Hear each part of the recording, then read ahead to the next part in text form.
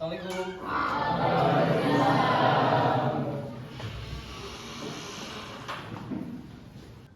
Oke.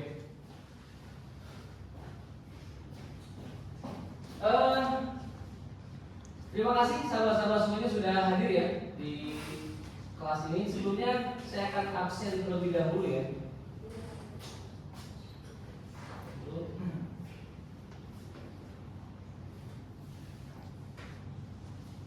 DPP 1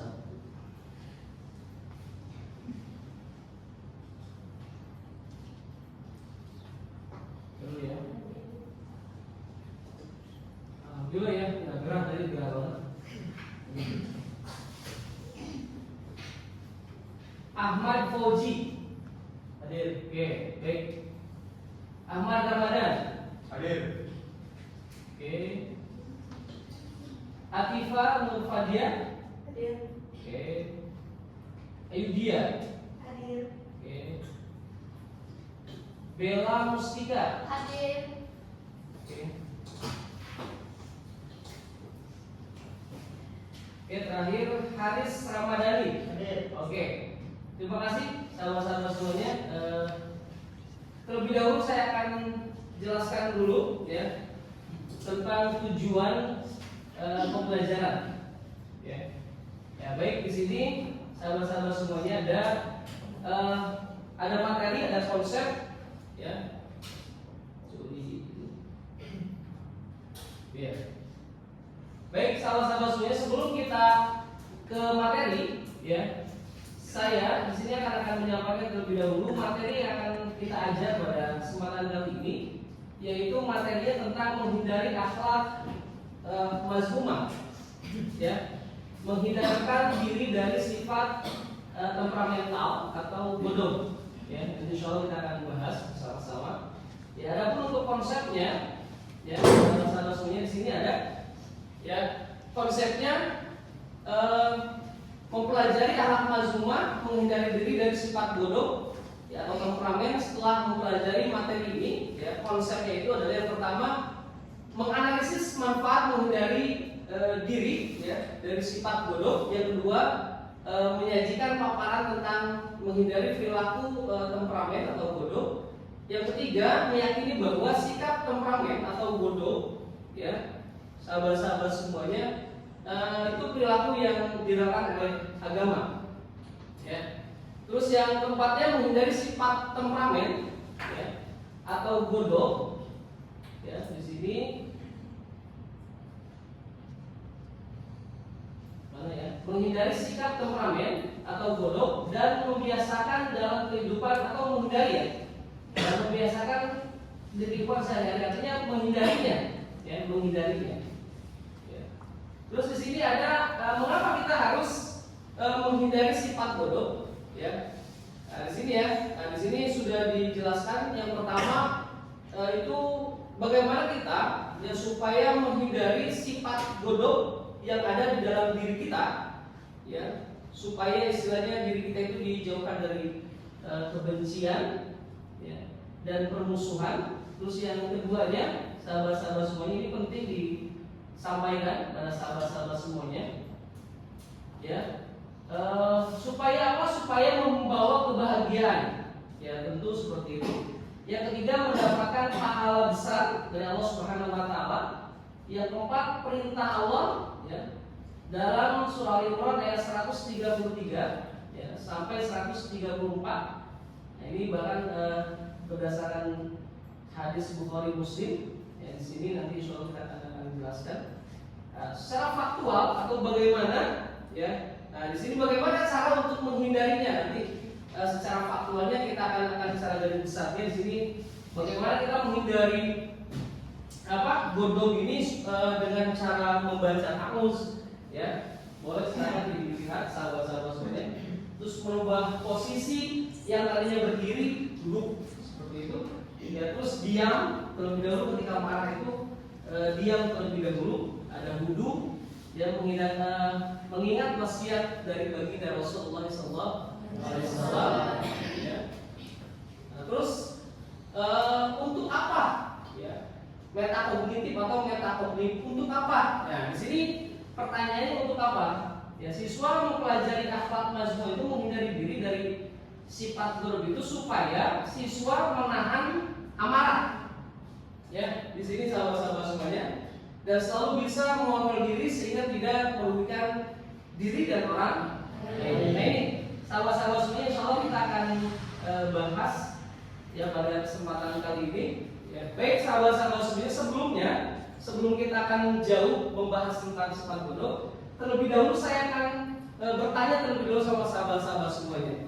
Ya, baik. Apa sih yang kalian ketahui tentang sifat ghadab? Silakan, ada yang mau acukan tangannya? Silakan dari sebelah sini. Silakan. Oh, silakan. Gimana? Sifat-sifat tercela. Ya. Ya. Sifat-sifat tercela terus? Terus apa ya, iri hati. Dia iri hati. Pokoknya ya seperti itu deh. Oke, baik, terima kasih pendapatnya. Silakan. Mari. Ghadab itu artinya marah. Marah. Terus ada lagi? Udah Pak. Silakan ada yang lain. Silakan, bisa, silakan. Yang masuk ke dalam ghadab juga ingin menambahkan yang tadi disampaikan, Ya, seperti iri, dengki, hasut, sombong, benci, seperti itu. ya, Sifat-sifat temperamental yang tidak pantas dilakukan oleh seorang muslim khususnya. ya. Terima kasih. Sahabat-sahabat. Silakan ada yang lain, ada yang menambahkan secara etimologinya, secara bahasanya, secara terminologi. Silakan. Sebelum nanti kita akan bahas jauh, ya. Silakan. Ada yang lain? Supaya nanti kita akan memetakan sejauh mana nanti kalian memahami arah dari materi ini. Ya, sifat ghadab. Ya, tadi sudah disampaikan ghadab itu adalah temperamen atau pemarah dan yang lainnya. Ya, baik, sahabat-sahabat semuanya, terima kasih ya sudah berpendapat. Ya, di sini sesuai dengan tugas dan langkah kerja. Ya, Pak Nur akan membagi kelompok. Ya, di sini ada 4 kelompok. Seperti biasa saya akan hitung dari 1 sampai 4. Nanti silakan bergabung secara sesuai dengan hitungannya. Ya, langsung saja ya, sahabat-sahabat semuanya. Silakan Teteh dari hitungan salin. 1, 1, 2, 3, 4, 1, 2, 3, 4, 1, 2, 3, 4, 1, 2, 3, 4, 1. 2, 3. 4, 1, 2, 3, 4. Oke, baik, silakan sahabat-sahabat semuanya, yang 1 dengan yang 1, yang 2 dengan yang 2, yang 3 dengan yang 3, yang 4 dengan yang 4. Ya, silakan bergabung. Ya, silakan yang 3 dengan yang 3.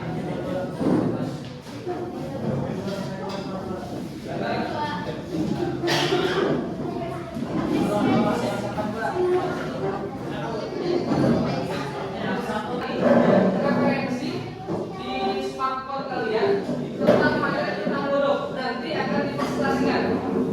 Ya, saya kasih waktu. Ya, silakan sahabat-sahabat semuanya. Ya.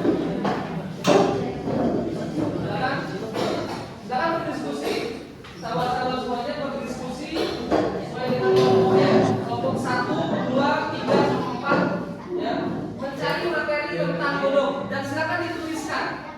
Ya, dituliskan. Setelah dituliskan, dikonsep oleh kalian. Nanti silakan ke depan untuk dipresentasikan. Apa sih yang kalian ketahui tentang ghadab? Ada analisa, aliran dan analisisnya.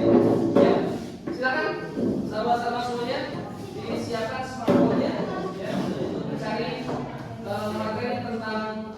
Saya nanti akan cek ya satu dari kelompok 1, kelompok 2, ya, kelompok 3, kelompok 4. Ya, silakan sahabat-sahabat semuanya. Ya, silakan.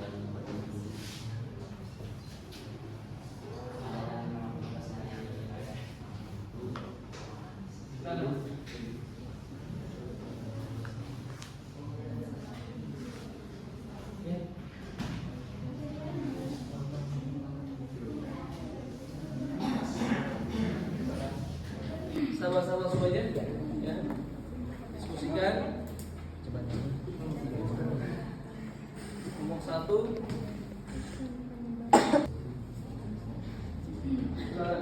Tentang godok ya, tentang godok. Sahabat-sahabat semuanya.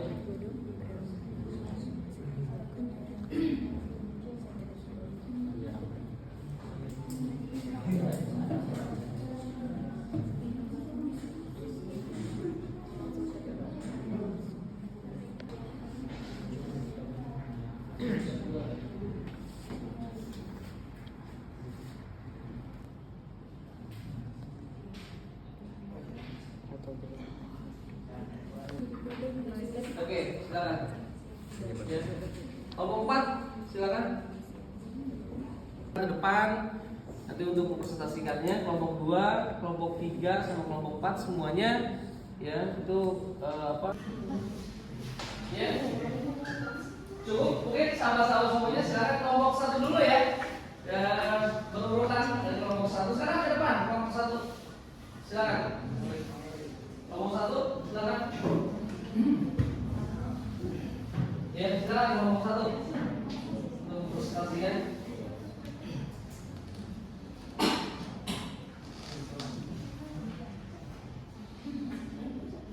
Silakan.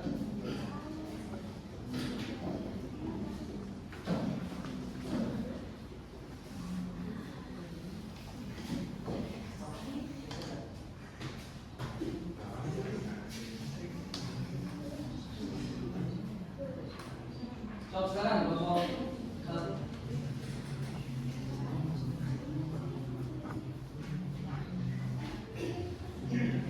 Jawab sekarang.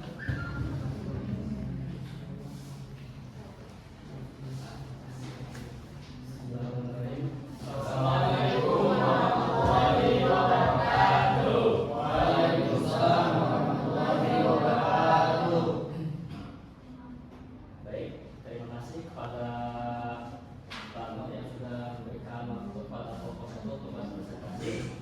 Jadi berdirinya kami di sini tanpa arti, bahkan berdirinya kelompok kami di sini hanya untuk berpresentasi mengenai tugas untuk menjelaskan apa itu sifat godok.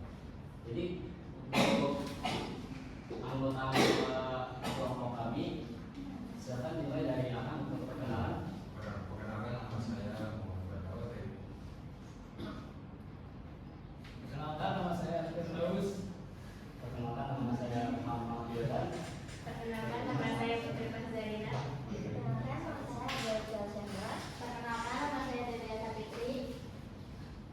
Oke, baik. Jadi sifat godok. Jadi godok dalam Islam merujuk kepada kemarahan atau amarah yang muncul akibat perasaan tidak puas atau tersinggung terhadap suatu hal. Godok bisa muncul ketika seseorang merasa haknya dilanggar atau ketika sesuatu yang tidak disukai terjadi. Namun, Islam mengajarkan untuk mengendalikan godok dan menghadapinya dengan cara yang bijak agar tidak menimbulkan dampak buruk baik bagi diri sendiri maupun orang lain. Berikut adalah beberapa poin penting tentang godok dalam ajaran Islam.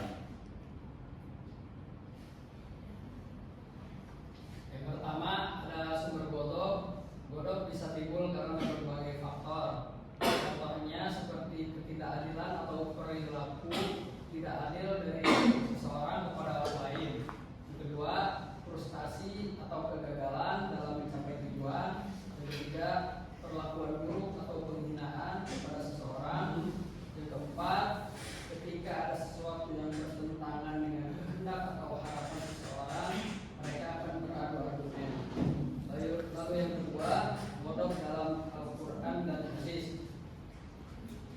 Allah Ta'ala fi kitabihil karim, a'udzu billahi minasyaitonir rajim. Bismillahirrahmanirrahim. Wasari'u ila maghfiratin min rabbikum wa jannatin 'arduha as-samawati wal ardh u'iddat lil muttaqin. Wa qala 'aidan alladziina yunfiquna fis sarai wad dharra'i wal kadhibina al-ghayz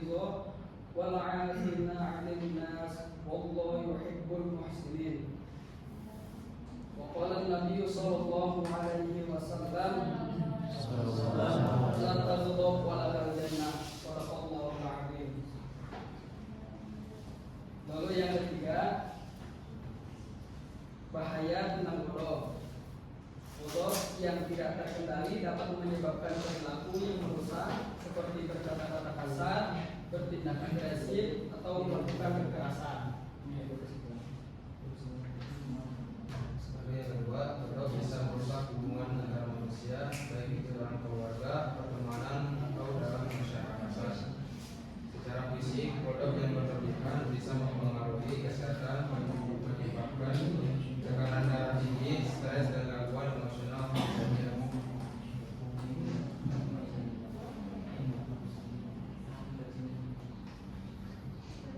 Cara mengendalikan godok. Berwudu, dia mengubah posisi, berpikir positif, dan memaafkan. Yang kelima adalah contoh teladan Rasulullah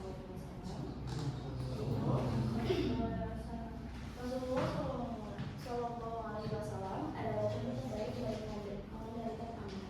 Beliau tidak pernah marah karena kepentingan pribadi, tetapi jika ada Allah dilanggar atau Allah dilanggar, beliau akan marah dengan cara yang tegas tetapi tetap bertemu kasih sayang. Salah satu contoh adalah ketika beliau dimaki oleh seorang yang berdoa, beliau tidak membalas dengan kemarahan, malah menunjukkan sikap sabar dan hikmah. Yang keenam, kebaikan dari menahan godok. Yang pertama, mendapatkan pahala. Yang kedua, menjaga kesehatan mental dan fisik. Dan yang ketiga, mempererat hubungan sosial.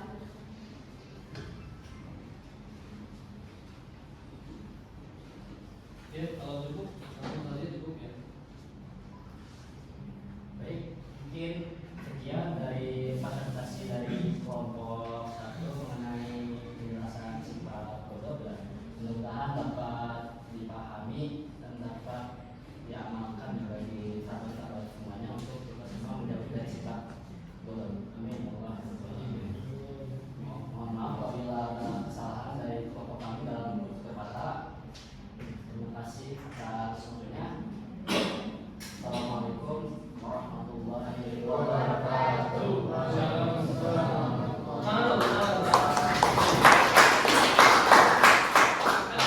Kelompok 2 sekarang, silakan. Terima kasih kelompok 1. Terima kasih. Berasal dari kata bahasa Arab yang artinya marah atau luapan emosi. Secara istilah, keadaan emosional yang muncul akibat rasa tidak senang terhadap sesuatu yang bisa mengarah pada perilaku buruk jika tidak dikendalikan.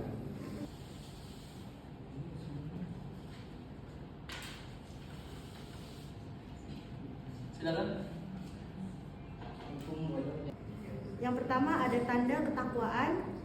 Menahan amarah menunjukkan kemampuan menguasai diri dan sifat orang bertakwa. Yang kedua, mencegah kerusakan. Marah berlebihan dapat merusak diri sendiri, stres, dan hubungan sosial atau konflik. Yang ketiga, mendapat pahala besar. Sabda Nabi, barang siapa menahan marah padahal dia mampu melampiaskannya, maka Allah akan memenuhi hatinya dengan keridhaan pada hari kiamat. Hadis riwayat Ahmad. Melanggar aturannya atau kemarahan yang muncul dari individu karena perasaan ketidakpuasan terhadap suatu kondisi. Namun, dalam banyak konteks, godok lebih dikenal sebagai konsep kemarahan yang tidak terkendali, baik dari sisi Allah maupun dari sisi manusia. Ciri-ciri kemarahan godok itu dibagi menjadi dua, yaitu kemarahan sehat, yaitu timbul untuk memperbaiki keadaan, terkendali dan tidak berlebihan, tidak merusak hubungan sosial, dapat disalurkan dengan cara yang baik. Lalu yang kedua yaitu kemarahan yang tidak sehat, yaitu timbulnya karena ego, kedua tidak terkendali menyebabkan kemarahan, dan yang terakhir adalah tindakan yang menyebabkan kerusakan dalam hubungan. Mengelola godok dalam Islam itu menahan diri, meminta pertolongan kepada Allah, berwudu dan sholat, dan menjaga etika dan akhlak. Dampak negatif dari godok juga hubungan sosial rusak, penyakit fisik dan mental, dosa dan penyesalan. Cara mencegah dan mengelola godok yaitu yang pertama self-prevention, menyadari sumber kesalahan dan belajar untuk mengolahnya, berpikir positif, mencari sisi baik dalam situasi yang memicu kemarahan. Ketiga yaitu komunikasi yang baik, mengungkapkan perasaan dengan cara yang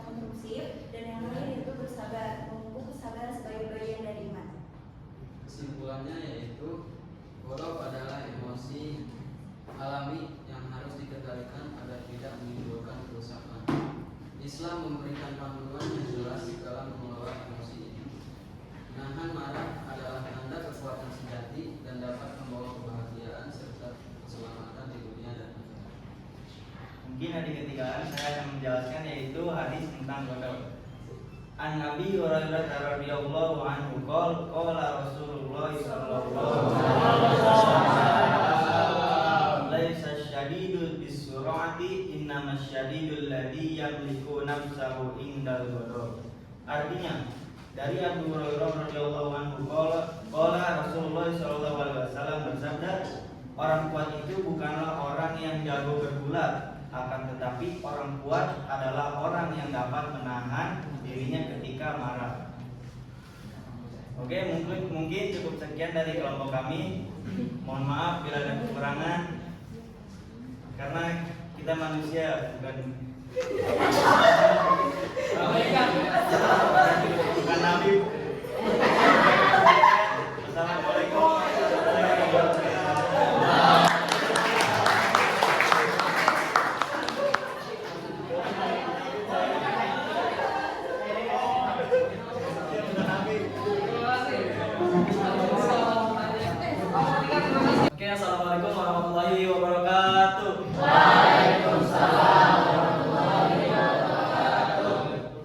Tentunya kita selalu mengucapkan syukur karena pada hari ini kita dapat kembali diberi kesempatan untuk bisa mempresentasikan tentang suatu materi, dan materi yang akan kita bahas kali ini adalah godok. Sebelumnya saya ingin mengucapkan terima kasih kepada guru kami, Bapak Muhammad Sendiri, karena telah mengizinkan kami untuk mempresentasikan suatu materi. Sebelum mempresentasikan suatu materi, saya teringat dengan pepatah yang mengatakan tak kenal maka kenalan. Maka dari itu, izinkan saya memperkenalkan diri. Nama saya Muhammad Irsyad, dan ini rekan saya Ahmad Fauzi, dan ini rekan saya Alfitur Rohid, dan ini rekan saya Imam Sulaiman Afan, dan ini rekan saya.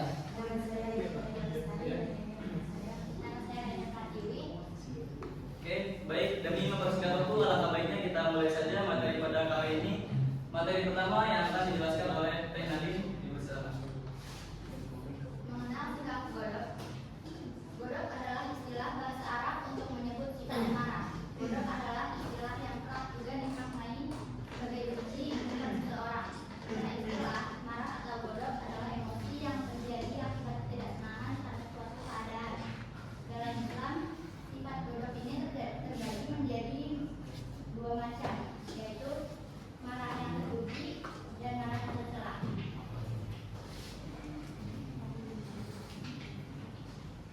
Namun demikian, godok sebenarnya merupakan sifat yang dilarang dalam agama Islam.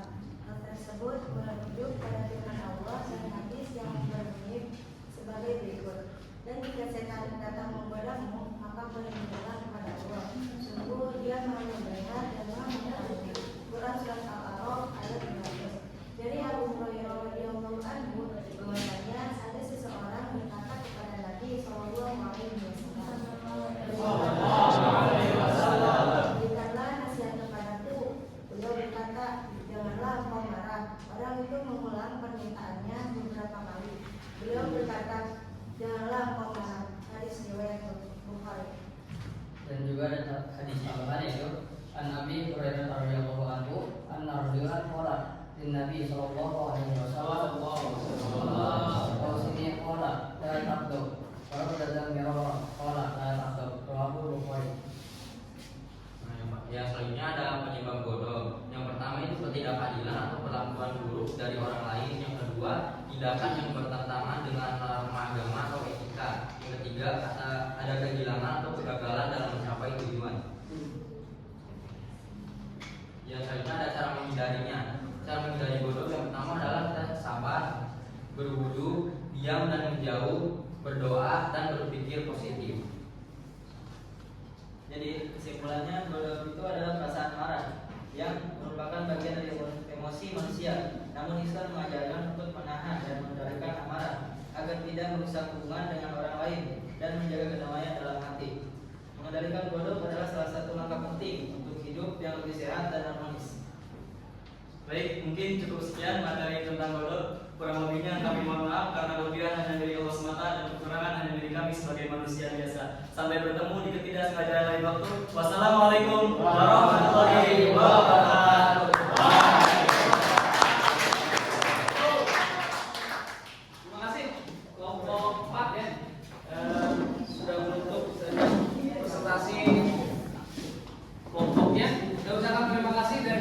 1, 2, 3 sama kelompok 4 ya, yang sudah menyampaikan hasil dari analisanya. Jadi seperti itu sahabat-sahabat semuanya ya, ketika kita menggunakan metode pembelajaran secara diskusi seperti ini, itu akan memberikan sebuah kedewasaan sahabat-sahabat semuanya mengeksplor, menggali materi ya, dan itu harus dibiasakan ya. Kalau kalian sudah terbiasa, itu akan mudah mencerna materi-materi yang lainnya ya. Baik sahabat-sahabat semuanya, paling tidak ada kesimpulan yang bisa kita ambil dari hasil presentasi sahabat-sahabat semuanya, bahwa godok itu adalah marah ya. Berarti secara konsepsi Islam bahwa marah itu tidak diperbolehkan ya. Jadi itu intinya ya. Bahkan kalau kita yang merujuk ke beberapa hadis ya, baginda Rasulullah ya, Sallallahu Alaihi Wasallam ya, tadi sudah disampaikan juga ya. Nah, di sini ya, siapa orang yang terkuat, gitu kan? Ya, siapa orang yang terkuat? Tadi sudah disampaikan. Ya, bicara tentang godok itu, yang marah itu bicara tentang orang yang kuat kan gitu, secara kebiasaan. Tapi Islam ya memberikan sebuah edukasi ya, pembelajaran bahwa sebenarnya orang yang kuat itu bukan orang yang marah, ya, orang yang pemarah bukan, ya. Jadi istilahnya itu cek bahasa Sunda nama hiji gaplok gitu kan. Mes-mes setiap dia marah ya pasti dia itu istilahnya akan menggunakan kekuatannya. Paling tidak seperti itu. Nah, terus siapa orang yang terkuat itu? Ya, di sini dalam hadis muttafaq alaih dikatakan bahwa an Abi Hurairah radhiyallahu anna Rasulullah sallallahu alaihi wasallam qala, kata Rasul, laisal sadid bisyur'ah. Bukan orang yang kuat itu adalah orang yang jago gulat, kata Rasul. Tapi innamal syadid alladzi yamliku nafsahu indal ghadab. Nah di sini sahabat-sahabat semuanya ada penekanan innamal syadid. Ya, sesungguhnya orang yang kuat itu, perspektif Islam itu adalah orang di mana kata baginda Rasul alladzi yamliku nafsahu indal ghadab. Ketika dia yang marah, ya, dia bisa menguasai dirinya sehingga dia bisa menahan emosinya atau marahnya. Ya, itu yang disebut dengan orang yang kuat. Jadi sahabat-sahabat semuanya, apa sih ya yang menjadi sebuah intisari dari hadis ini? Bahwa hadis ini ya memberikan sebuah interpretasi atau penafsiran kepada kita bagaimana kita istilahnya mampu menguasai diri kita. Tadi sudah disampaikan bahwa dengan kita belajar godok ini, itu adalah bagaimana kita mampu menjadi orang yang tenang, betul gak? Orang yang sabar, orang yang bermanfaat bagi diri kita dan orang lain. Karena kalau istilahnya kita sedikit-sedikit marah, dikit-dikit istilahnya temperamen lah, ya, marah dan yang lainnya. Ini akan mengganggu terhadap istilahnya hubungan baik dengan orang lain, ya, apalagi dengan teman sekelas, gitu kan. Kalau kita istilahnya suka ribut dan yang lainnya, ini akan mengganggu terhadap istilahnya persahabatan kita, ya. Itu ya, sahabat-sahabat semuanya tadi sudah banyak dijelaskan juga. Nah, ini tadi kita ingat wasiat baginda Rasulullah sallallahu alaihi wasallam. Ini tadi yang disampaikan. Ya, an Abi Hurairah radhiyallahu anhu anna Rasulullah qala lin Nabi sallallahu alaihi wasallam, "Ausini," itu berwasiat baginda Rasul. Ya. Qala la taqdur. Faraddada miraran qala la taqdur. Itu sampai istilahnya baginda Rasul yang berwasiat tiga kali ya. Ya, 3 kali. Jangan marah, jangan marah, jangan marah. Artinya apa? Artinya penekanan terhadap marah itu sangat penting.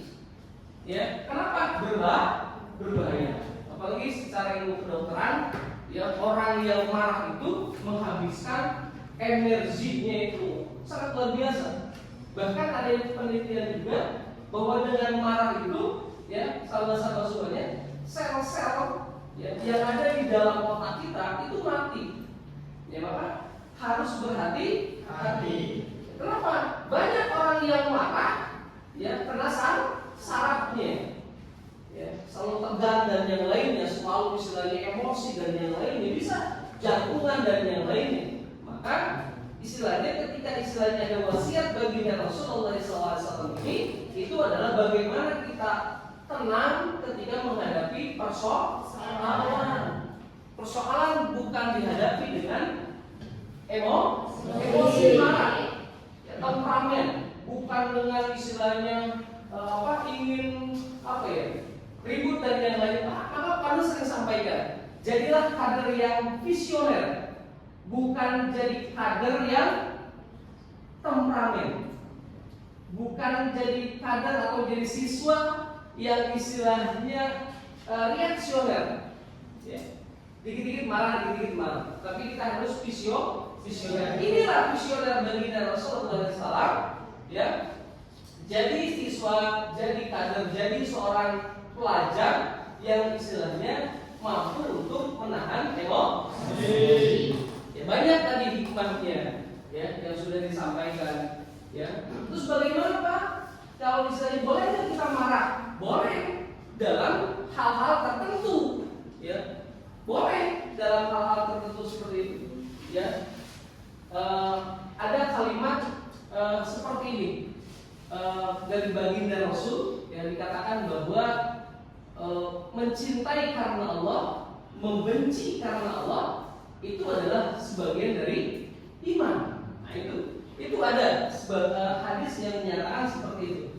Yang marah karena Allah boleh. Marah kenapa? Karena tidak suka dengan sesuatu yang dilarang oleh Allah. Marahnya pun ya dalam tafsir yang lain mengatakan bahwa kita menghindari. Seperti itu ya. Jadi sahabat-sahabat semuanya, yang mudah-mudahan dengan pembelajaran tentang godom ini, targetnya kita menjadi muslim-muslim yang tenang, muslim-muslim yang bisa menahan diri kita supaya tidak menjadi muslim yang temperamen. Ya, itu ya sahabat-sahabat semuanya, mudah-mudahan pembelajaran kita pada hari ini ya diberikan sebuah kemanfaatan, keberkahan buat kita semuanya. Mudah-mudahan menjadi muslim-muslimah yang diridhoi oleh Allah Subhanahu wa taala. Ya, baik, di akhir nanti kita ada atau lagu ya. Saya sering sampaikan di kelas yang lain juga, itu tentang kalimat-kalimat thayyibah. Yang gimana, Neng? Ucapkan tasbih, ya. Ucapkan tasbih, ucapkan tasbih. Subhanallah. Ucapkan takbir, ucapkan takbir. Alhamdulillah. Ucapkan takbir, ucapkan takbir. Allahu Akbar. Ucapkan takbir.